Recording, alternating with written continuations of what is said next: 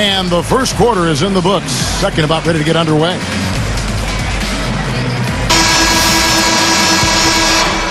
Here's Herrera.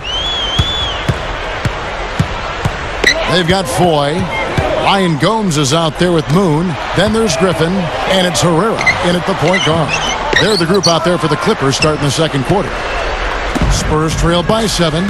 Now let's send it to Doris from the sideline. Kevin, one of the most consistently successful franchises over the years has been the San Antonio Spurs. And all of the people associated with the organization believe that respect is a big part of the Spurs' success. Coach Greg Popovich's view on the matter? Well, this is what he said.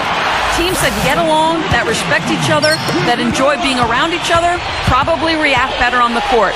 They don't have to be best buddies, but if they can respect each other and enjoy each other's time away from the court, I think that aids them once the game starts. Given that a lot of organizations try to model themselves after the Spurs, sounds like a good philosophy. Thanks, Doris. Well, and you can see it out there. I mean, these players all respect each other so well, and that's why they've had such a great run here in San Antonio for so long. A great respect for each other and for their coach. Now, the Clippers are such a young, exciting team. And last season, they went 23-18 at home at the Staples Center. This is a team with a very bright future, and they'd like to establish that home court. Moon passes to Herrera. So nasty. I mean, really nasty. He hit the bullseye with that dish. That is simply poetry in motion. Beautiful play, huh?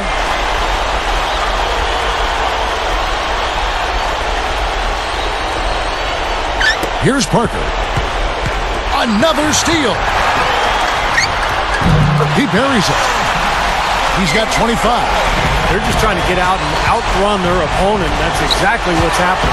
And I like the way the game plan is working quite nicely right now. I mean, they're running right by him and racking up a bunch of fast break points. For the Clippers, Chris Kaman's checked in for Gomes. Gordon comes in for Randy Foy. And Mo Williams subbed in for Herrera.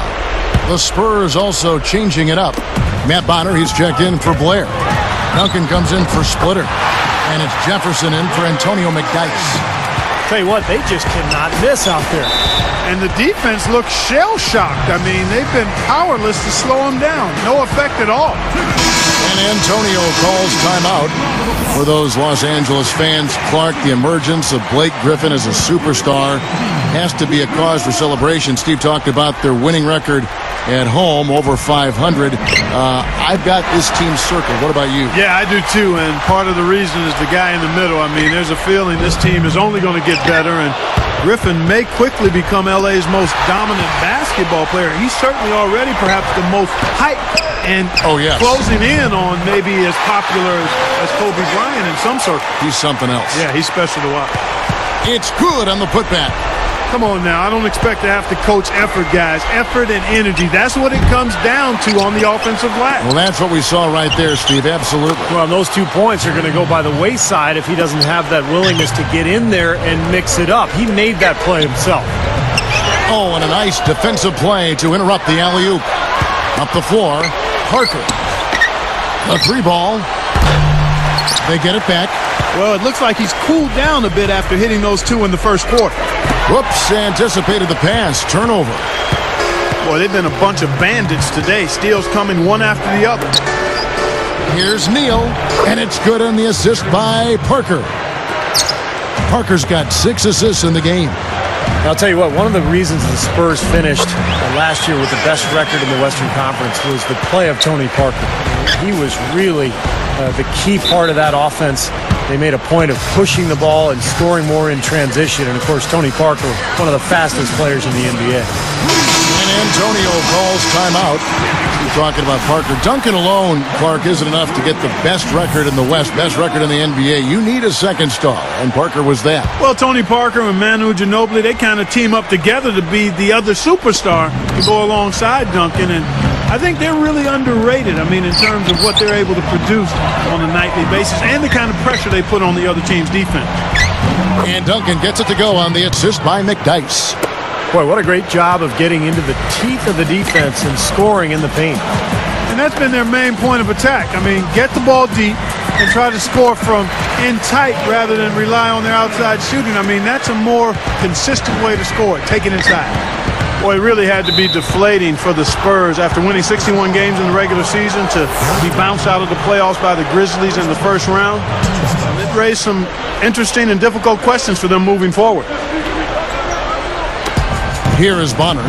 He's picked up by Jordan. And Matt Bonner good for 3. You know, he's a rarity in the NBA, guys. A big man who can launch it from deep. Going back, Clark, to that first-round upset, the second time an 8th seed has ever won in a 7-game series. And Spurs were thoroughly outplayed, Steve, by the Memphis Grizzlies. Zach Randolph, Marc Gasol. What a collection Grizzlies got by him. Yeah, that didn't feel like an 8th seed, did it? I mean, Randolph and Gasol so dominant in the front court. And then I thought Memphis's defense was really good, too. But the Spurs, as well as they played the regular season, just didn't have it in the playoffs. I think they needed an infusion of some young talent there in San Antonio. And a chance here to catch up with the 4th member of our crew, Doris Burke. Hi, Doris. Guys, playing the point guard position, always a balance between scoring and setting up others. Tony Parker said, that's always the tough part since I've been here. When to shoot, when to pass. Every year I try to get better at it. His coach, Greg Popovich, said, he came as a scoring guard and we've tried to move him the other direction a bit. Not too much because we don't want to lose his scoring. And guys, Tony Parker, one of the most dangerous scoring point guards in the NBA. Not the biggest guy, but boy, he is quick, Doris. I think that's one of his advantages. And unable to corral the miss, and it goes on a play.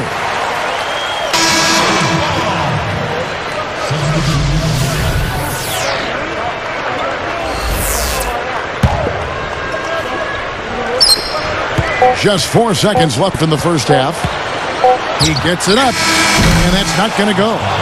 And so we conclude the first half. Clippers lead by